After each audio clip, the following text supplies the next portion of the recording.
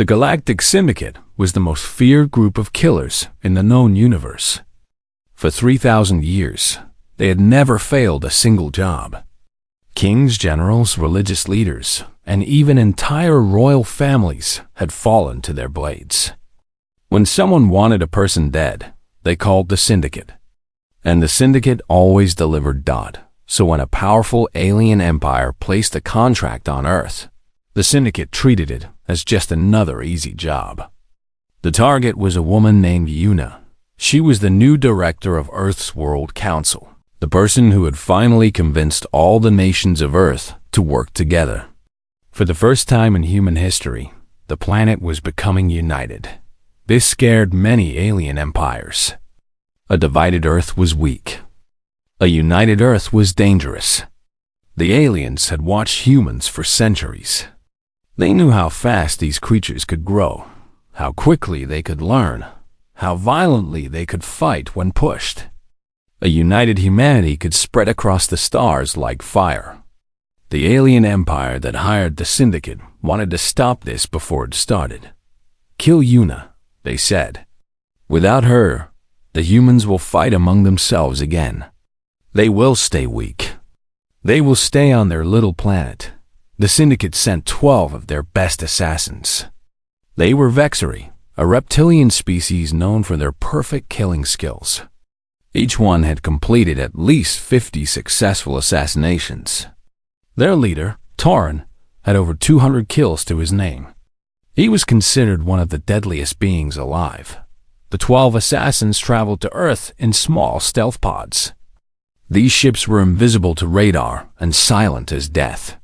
They entered Earth's atmosphere over Korea, where Director Yuna was holding an emergency summit meeting. The location was supposed to be secret, but the Syndicate had spies everywhere. Nothing stayed hidden from them for long. The pods landed in the mountains surrounding the summit building. It was night, and the forest was dark and quiet. The Vexari emerged from their ships and began moving through the trees. Their skin could change color like a chameleon, making them nearly invisible. Their eyes could see heat, allowing them to spot any guard or patrol from far away. Tauren scanned the area and almost laughed. The security was pathetic. A few drone cameras flying lazy patterns. Some thermal sensors along the main roads. Human soldiers walking around with primitive guns. This would be too easy. He signaled his team to move forward. They flowed through the forest like shadows, avoiding every sensor, slipping past every patrol. The humans never even knew they were there. But someone else did. High in the branches of an old pine tree, a man sat perfectly still. His name was Dohan, and he had lived on this mountain his entire life. He was 53 years old, with a weathered face and calloused hands. He wore simple dark clothes and carried a single sword at his hip. Dohan was not a soldier. He was not a guard. He had no connection to the summit or Director Yuna. He was simply a man who practiced the old ways, the ancient traditions that his family had passed down for over 500 years. Every night, he walked through these forests, training his body and mind. It was a routine he had followed since childhood. Tonight, his routine had been interrupted. He had sensed them first. Something was wrong with the forest. The birds had stopped singing. The insects had gone quiet. Even the wind seemed to hold its breath. Dohan had frozen in place, becoming as still as the tree he sat in, and waited. Then he saw them. Not with his eyes at first, because they were nearly invisible. But he could feel them, the way they disturbed the air. The faint sound of their footsteps, so soft that normal ears would never catch them.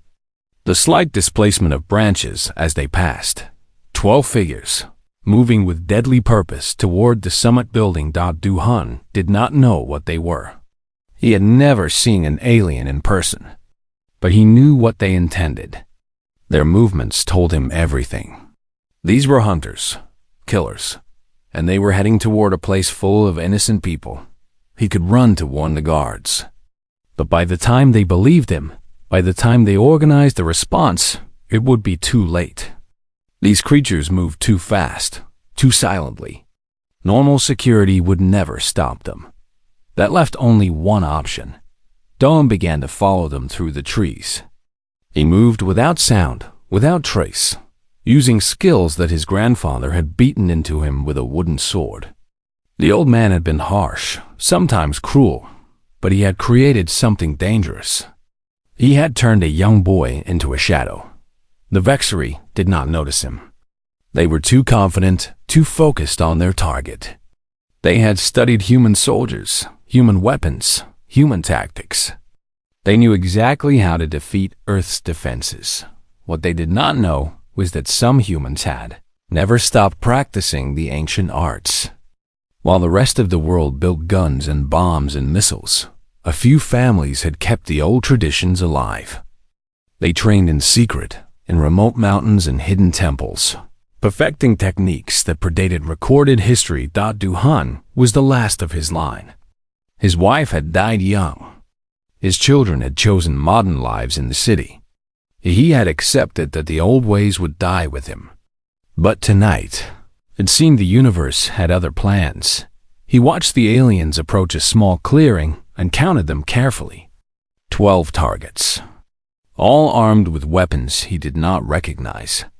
All moving with the skill of professional killers. The odds were not good. But Dohan had learned long ago that odds meant nothing. A single blade in the right hands could change history. A single moment of perfect action could end any threat. He drew his sword silently and continued to follow. The hunt was about to begin. Torin raised his hand and the team stopped moving. Something felt wrong. He could not explain it. His sensors showed nothing. His eyes saw nothing. But deep in his gut, an old instinct was screaming at him. The forest was too quiet. He had been on hundreds of worlds. He had hunted prey in jungles, deserts, frozen wastelands, and underground caves. He knew the feel of a safe environment. And this was not it. "Stay alert," he whispered to his team through their communication link. "Something is off." The other Vexery spread out slightly, scanning in all directions. They were professionals. They did not panic, but they trusted their leader's instincts. Keth was covering the rear of the formation. He was the youngest member of the team, but he had already completed 52 kills. His specialty was silent elimination. He could kill a target without making any sound at all. Tonight, he learned that someone was better at it than him. One moment Keth was there, watching the trees behind them. The next moment, his spot was empty. There was no sound, no cry of alarm, no struggle. He simply vanished. Torin spun around. "Keth, report." Silence. "Keth." "Nothing. Form up." Torin hissed. "Defensive positions. Now." The remaining 11 Vexery pulled together into a tight circle, weapons drawn and ready. Their chameleon skin flickered with stress, briefly revealing their positions before stabilizing again. Then another one fell. This time, Tarn saw it happen. A blur of movement faster than his eyes could track. A flash of something metallic. And Yovim crumpled to the ground with his throat open from ear to ear. Blood, dark purple in color, spilled across the forest floor. The killer was already gone before Yovim's body hit the ground. Contact. Torn screamed. His team opened fire in every direction. Plasma bolts lit up the night, turning the dark forest into a hellscape of light and fire. Trees exploded into flames. The ground was scorched black. The noise was deafening. When the shooting stopped, smoke filled the air. The forest around them was destroyed. Burning trees collapsed. Small fires crackled everywhere, but they had hit nothing. "Did we get it?" Morrow asked, his voice shaking slightly. "Scan for bodies," Taran ordered. "Find out what we're dealing with." They searched the burning area. Nothing. No corpse. No blood. No sign that their attack had touched anything except trees and rocks. "Impossible," Sailor muttered. "We fired 200 rounds. Nothing survives that." But something had survived, and it was still out there high in the trees. Far above the flames, Dohan took a slow breath. That had been close. The weapons the aliens carried were more dangerous than he had expected. One of the energy bolts had passed so close to his arm that it had burned the fabric of his sleeve. He looked down at the scorch mark and felt a small smile touch his lips. His grandfather had once told him that a true warrior does not fear death. He simply accepts it as a possible outcome and moves forward. Anyway, Dohan moved forward. He crossed through the treetops silently, circling around to a new position. The aliens had formed a defensive circle. Their backs were to each other. Their weapons pointed outward. It was a smart formation, but it had a weakness. When you point your weapons outward, you cannot defend against something coming from above. Dohan dropped. He fell 20 feet in complete silence, his body twisting in the air to aim his blade. He landed on a Veshari named Rill and drove his sword straight through the gap between the alien's neck and shoulder armor.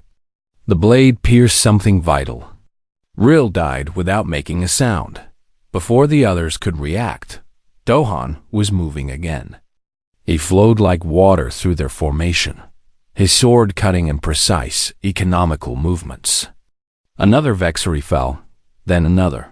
Then he was gone, vanishing back into the darkness as quickly as he had appeared. 3 more dead. Total time, 4 seconds. Torrin stood frozen, staring at the bodies of his teammates. His mind struggled to process what had happened. He had not even seen the attacker clearly. Just a blur, a shadow, a ghost. What was that? Someone whispered. "A human," Torrin answered. His voice was flat. "One human.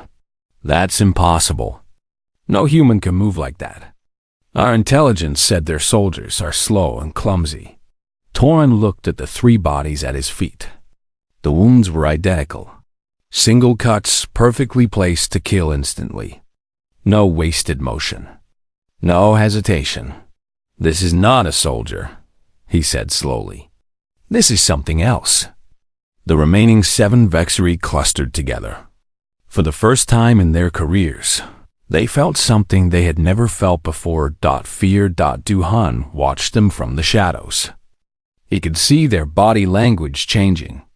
The confident killers who had entered this forest were gone. Now they were prey, and they knew it. Fear made people make mistakes. Fear made them fire too fast, move too slow, think too little. Fear was a weapon, and Dohan knew how to use it. He picked up a small stone and threw it into the bush to his left. The Vexari spun and fired immediately, destroying the bushes with plasma fire. While they were looking left, Dohan struck from the right. 2 more died. Now there were 5. Torrin activated his emergency beacon, calling for extraction. This mission was over. They had failed. For the first time in 3,000 years, the Syndicate was going to lose a contract, but the beacon only flickered once and died. Something was blocking the signal. They were trapped. Sayla grabbed Torrin's arm. "What do we do? How do we fight something we can't see?" Torrin had no answer. He had been trained to fight soldiers, guards, and other assassins. He had never been trained to fight a shadow. The shadow was waiting for them in the darkness. Patient, silent, deadly, and the night was still young. Torrin forced himself to think clearly. Panic would kill them faster than any enemy. He had to be smart. He had to use every tool at his disposal. "Switch to maximum sensor mode," he ordered. "Track every heat signature, every sound, every movement. This thing has to leave some trace." The 5 remaining Veshari adjusted their equipment. Their visors now showed them a complex overlay of data. Temperature differences, air vibrations, chemical traces in the atmosphere. Nothing could hide from this level of scanning. There, a faint heat signature, moving through the trees about 30 meters to the east. "I see him," Torin said.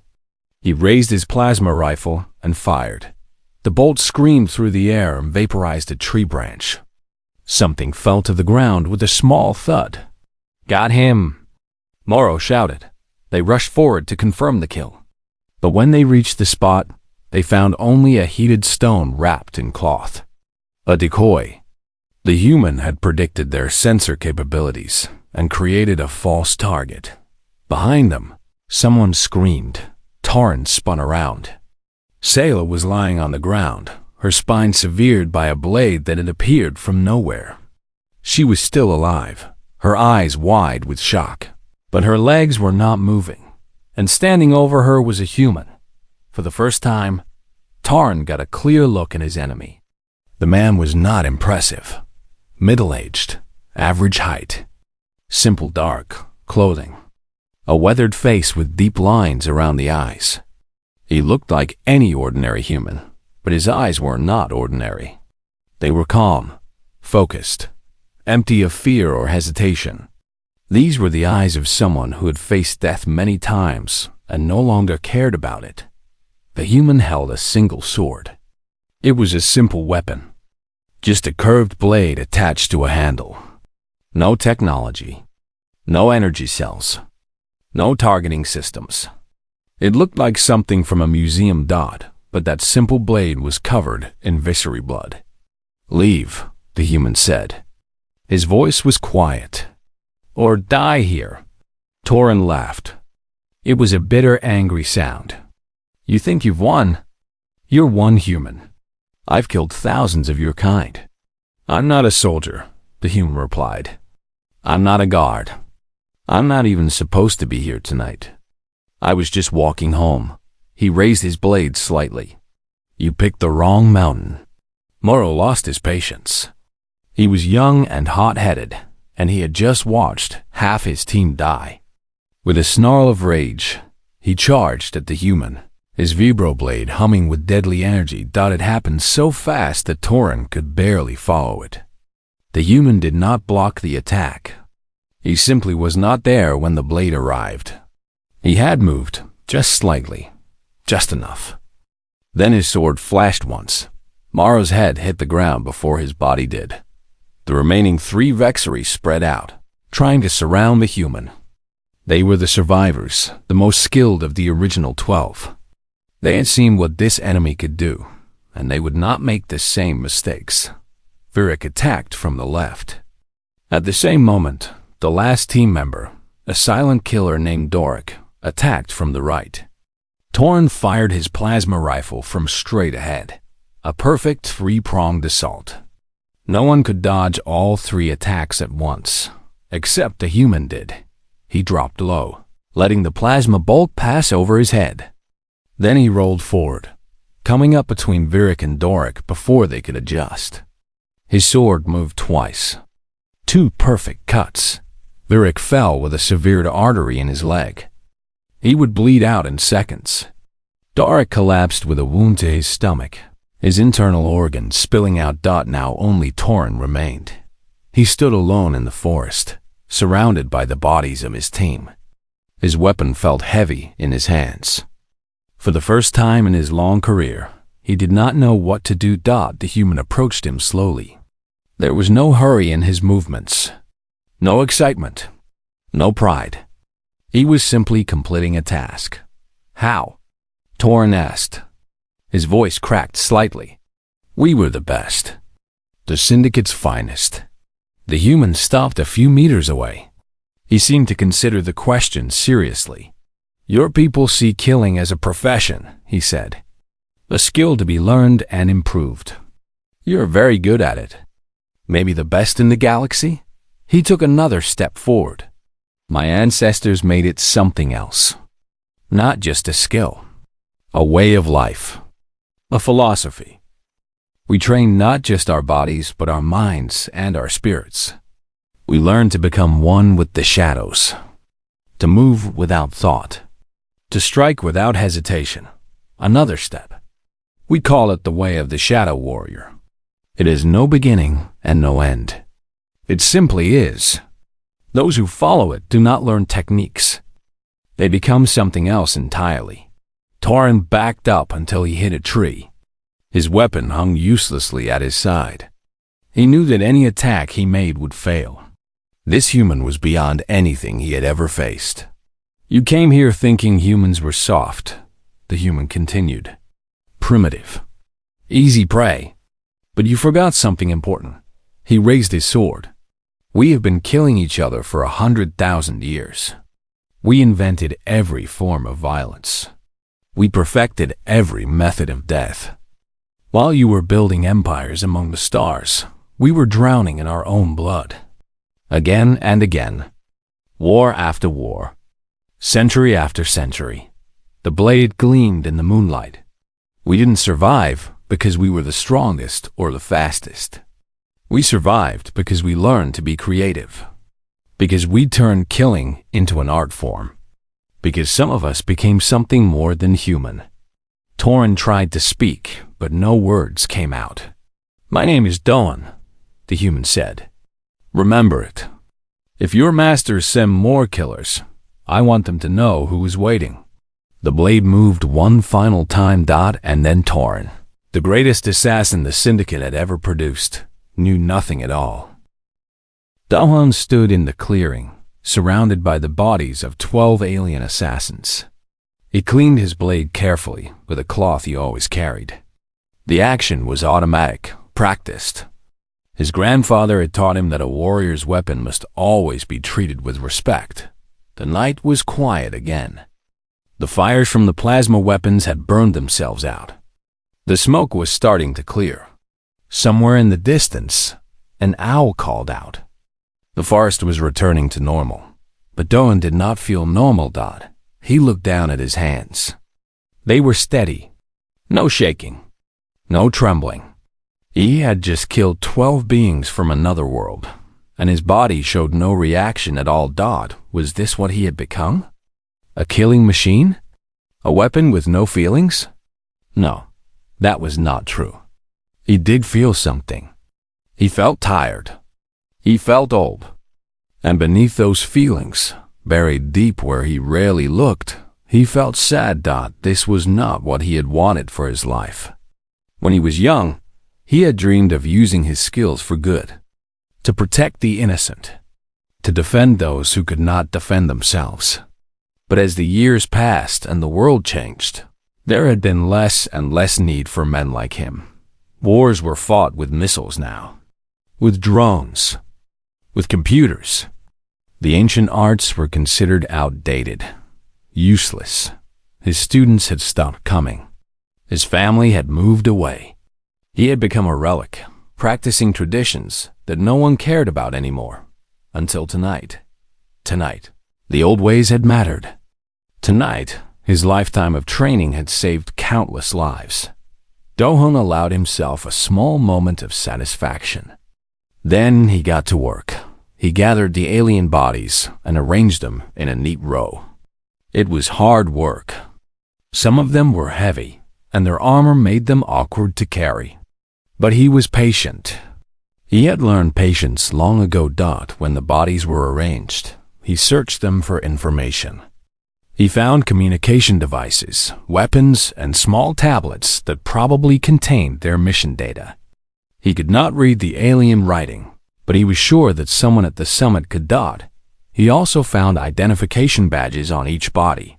Names, ranks, and something that looked like an organizational symbol. This was good. It would help the humans understand who had sent these killers. Finally, he wrote a note. He had brought no paper, so he carved the message into a flat piece of wood using the tip of his sword. The characters were Korean, written in the old style that his grandfather had taught him. The mountain remembers. Send more if you wish. He pinned the note to the leader's body, using a knife taken from one of the dead aliens.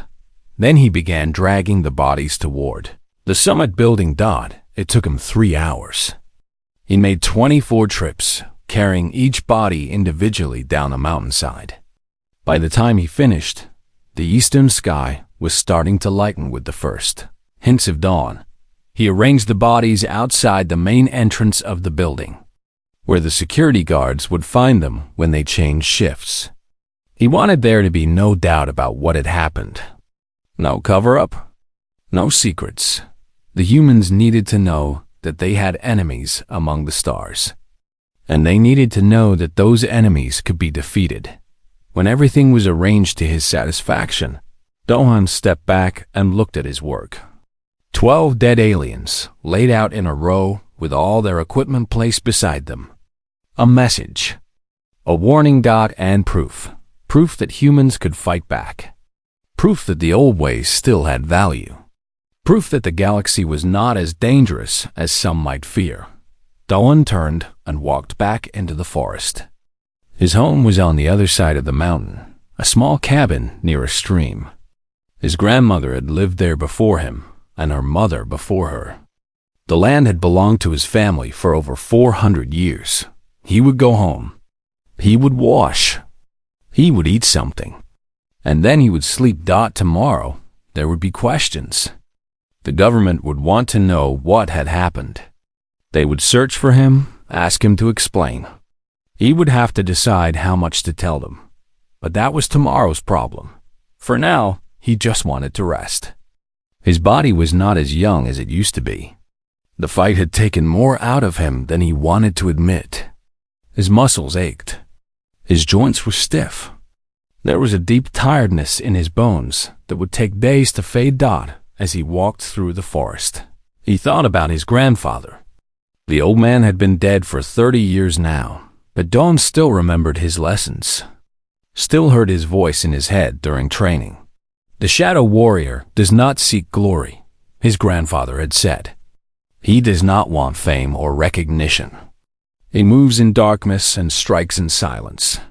When his work is done, he disappears. The world never knows his name. Dohan had always followed this teaching.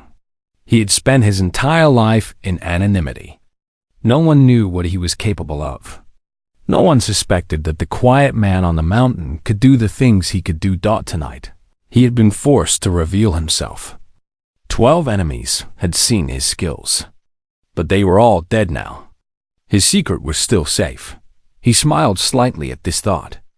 Even after all these years, he was still a shadow, still invisible, still unknown. The sun was rising as he reached his cabin. Golden light spilled across the mountain, painting the trees with warm color. Birds were starting to sing. The world was waking up. Dohan opened his door and stepped inside. The cabin was small and simple.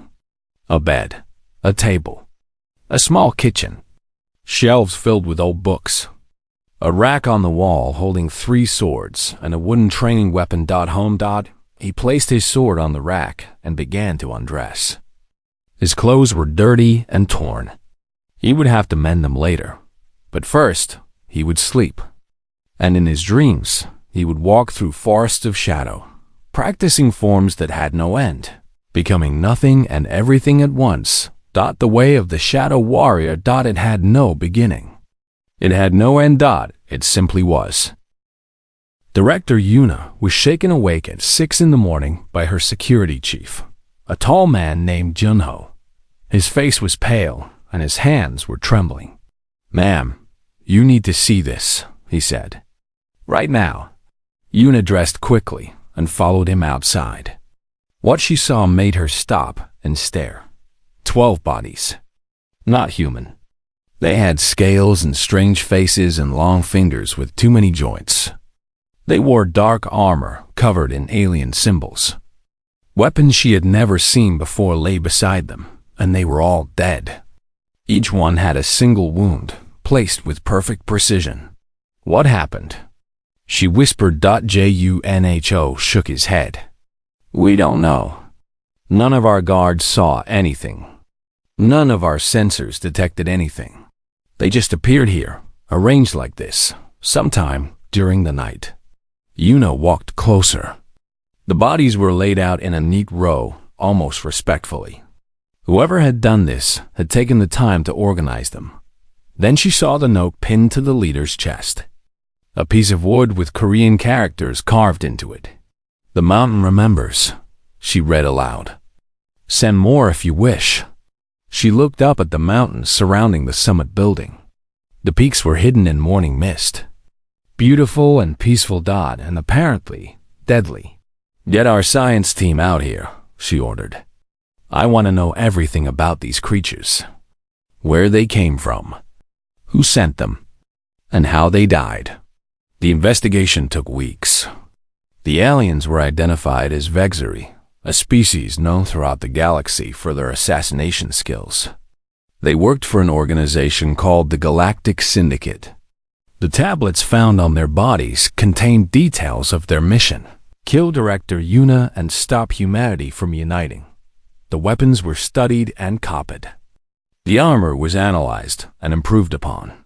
The communication devices were decoded, revealing a network of alien intelligence that had been watching Earth for centuries. But the biggest mystery remained unsolved. Who had killed the assassins? Yuna ordered her people to search the mountain. They found nothing. Whoever had done this had left no trace. No footprints. No DNA. No evidence of any kind. She tried other methods. She offered rewards for information. She asked local villagers if they had seen anything. She even consulted with other governments, hoping someone knew something. Nothing. The identity of Earth's savior remained unknown. The summit continued as planned. Director Yuna signed the Unity Accords, formally creating the first truly global human government. Nations that had been enemies for centuries agreed to work together. Old hatreds were set aside. A new era began. Humanity started building starships. They developed new technologies at an incredible speed. Within 20 years, they had established colonies on Mars and the moons of Jupiter. Within 50 years, they had begun exploring nearby star systems. Everywhere they went, they heard the same story: Earth was protected. Something lived there. Something that could not be seen, could not be tracked, could not be stopped. Shadow warriors, the aliens called them. Ghosts from an ancient time who had never stopped practicing their deadly arts. The Galactic Syndicate sent investigators to Earth, hoping to learn what had happened to their team. Those investigators never returned. More were sent. They also disappeared. After losing 30 agents, the Syndicate made a decision they had never made before. They marked Earth as forbidden territory. Any contract involving humans was automatically refused. The risk was too high. The reward was not worth it. Other criminal organizations reached the same conclusion. Earth became known as a death trap, a place where assassins went to die. The alien empires that had feared humanity now feared them even more. But it was a different kind of fear. Before, they had worried about human aggression. Now, they worried about human capabilities. What else could these creatures do? What other ancient arts had they preserved? What other surprises were waiting in the shadows? Dohan heard about all of this eventually. Traders came to the mountain villages sometimes, bringing news from across the galaxy. They talked about the mysterious protectors of Earth, the Shadow Warriors, who had terrified the entire criminal underworld. He always listened quietly and said nothing. He was old now, past 70. His hair was white. His body was slower than it used to be, but he still trained every day, moving through forms his grandfather had taught him. Some habits could not be broken. A few students came to him each year. Young people who had heard rumors about the old man on the mountain. Most of them left within months, unable to handle the harsh training. But some stayed. A young woman named Hannah had been with him for 5 years now. She had the talent, the patience, the dedication. Dohan thought she might be the one to carry on the tradition after he was gone. "Teacher," she said one evening, as they sat watching the sunset from his cabin, "the stories about the Shadow Warriors who protect Earth, are they true?" Dohan took a long sip of tea before answering. What do you think? Hana considered the question. I think there must be some truth to them. The aliens believe it. And the aliens have stopped sending assassins. But I also think the stories have grown. They say there are hundreds of shadow warriors. An army of ghosts. That seems unlikely. Dawan smiled slightly. The truth is always simpler than the legend. Hana looked at him carefully. You know something, don't you? I know many things. I am old. The old know many things. She waited for him to say more, but he just drank his tea and watched the sun go down. Some secrets were not meant to be shared. Some truths were better left in shadow. But Hana was patient. She was learning. One day, she would understand, and the mountain would remember her too. The stars came out overhead. Somewhere in the darkness of space, alien empires were watching Earth with fear and respect. Humanity had taken its place among the stars, united and strong, all because one man had been walking home one night. Duhan finished his tea and stood up slowly. His bones creaked. His joints ached. Come, he said to Hana. Time for evening practice. She followed him into the darkness, and together they began to train. Their movements made no sound. Their feet left no trace. The way of the shadow warrior had no end. It simply passed from teacher to student. Generation after generation. In the mountain remembered them all.